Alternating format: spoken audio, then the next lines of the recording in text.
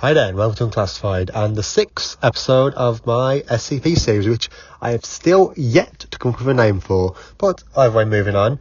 This episode is about SCP-006, the Fountain of Youth. SCP-006 is a very small spring located 60 kilometers west of Astrakhan. Foundation Command was aware of its existence since the 19th century, but were unable to secure it until 1991 due to political reasons. On the spot of the spring, a chemical factory has been constructed as a disguise. With the majority of labours under Foundation and/or Russian control, the liquid emitted from the spring has been chemically identified as simple mineral water from 1902, but has the unusual property of health.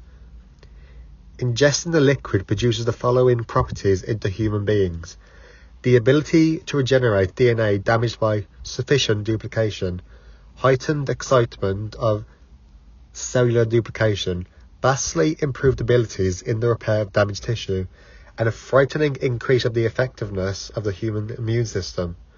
Upon testing the liquid on animal subjects, hostile bacteria and viral agents were destroyed immediately. Many reptiles and birds were unaffected, while higher primates experienced the same benefits as humans.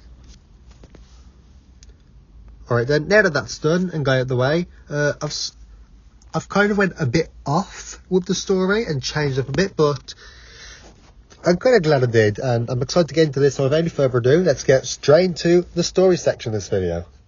Madeline, 46, and her two sons, Carlson, 7, and Bobby, 6, were walking through the snow heading back home when they stopped to build a snowman. As they finished the body of the snowman, out of nowhere, 5 FBI vans appear. The screeching sound of the tyres made the two boys cover their ears in pain. Out of the vans runs a whole group of agents who immediately surround them all and aim their rifles at the 3 of them. Coming out of the passenger seat is Sergeant Grover, 62, who speaks loud into the radio. "We've got the target surrounded." "Okay, will do." Madeline, who seems to be okay during this heartfelt situation, screams out to them, "Leave us alone. I told you I'd do it, and there was no chance in hell you'd stop me." Sergeant Grover commands the agents to secure the assets. And as they move in closer, Madeline, out of thin air, pulls out a knife and holds them to the two boys' throats, and as loud as the banshee screams out, "You take one step closer, and they're dead." The agents stop with caution and patiently wait for their commands. Sergeant Grover tries to reason with Madeline in hope of getting her to drop the weapon and says, "Come on, Madeline, don't do this. It doesn't have to go down like this. Put the knife down and we can help you get the help you need." Madeline smiles devilishly and starts hysterically laughing, but just as soon as she grips the knife tighter, deep into the ancient forests of Canada, buried under the thick snow, is a spring what has been classified as the Fountain of Youth. Rumour has it that the Fountain of Youth has the power to make anybody look younger or even raise the dead.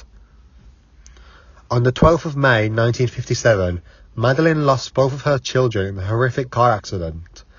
On May 17th, Madeline heard rumours around the town of a magic spring that can raise the dead.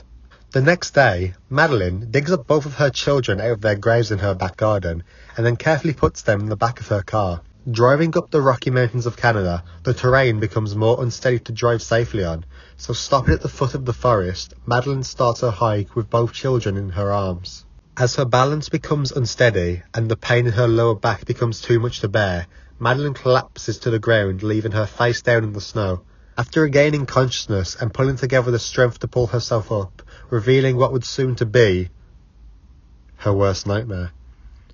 In front of her eyes is her two children slowly getting buried under the snow, and on top of them, sniffing their body, is a Canadian lynx. They both make eye contact, and the lynx viciously growls and charges at Madeline. She immediately stands, reaching for the first thing she can defend herself with. She struggles to find something, so she rips a branch off and starts to swing it with all her might, causing it to snap. The lynx shakes it off and leaps at Madeline, sinking its teeth into her forearm.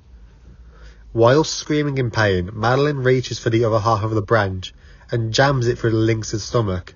Howling in pain, the lynx takes off running into the forest. Madeline jumps up, brushing the snow off her babies and getting them back up into her arms.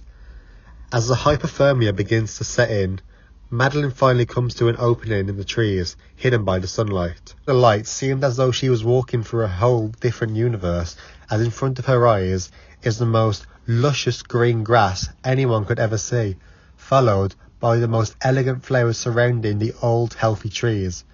Madeline sighs in relief, as what she thought couldn't exist was real. Madeline walks to the Fountain of Youth, and as the tears roll down her face, she gently places her children in the spring.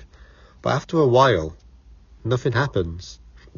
Feeling defeated, she falls down to the ground and bursts into tears, letting out the most painful scream which shook the entire forest. After burying her head in defeat and saying she's sorry, her eldest son Carlson breathes, and following just after, Bobby did as well, and simultaneously they both open their eyes and shoot up, coughing out the water filling their lungs from the spring. Madeline reaches out and gives them both the biggest bear hug, nearly crushing their spines. Grasping her two boys' hands tightly, Madeline sets off her journey back down to the mountain. Waking up in intensive care, Carlson wakes up in a strange building he's not familiar with. Walking inside is Sergeant Grover, who immediately asks how he's feeling.